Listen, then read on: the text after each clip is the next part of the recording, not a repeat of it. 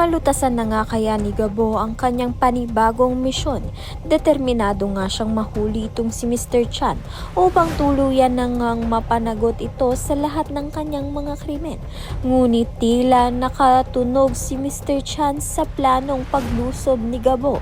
Sa halip na sumuko, agad itong nanlaban at pinapalibutan si Gabo ng napakarami niyang armadong mga tauhan.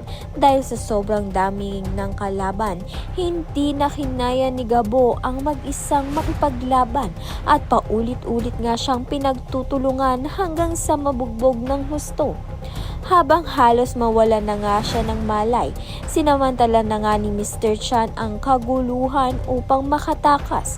Mabuti na lamang at dumating si Sam sa tamang oras. Walang pag-aalinlangan niyang ipinagtanggol si Gabo at hinarap ang mga tauhan ni Mr. Chan upang mailigtas nga itong si Gabo. Sa kabila ng pagtakas ni Mr. Chan, buhay rin ni Gabo at lalo ngang tumitindi ang kanyang determinasyon tapusin ang mapanganib na misyon na ito dahil buhay nga ni Mang Rudy ang nakasalalay. Kaya naman nga tiyan at iba pa ang dapat nating pakaabangan. Maraming salamat sa iyong panonood.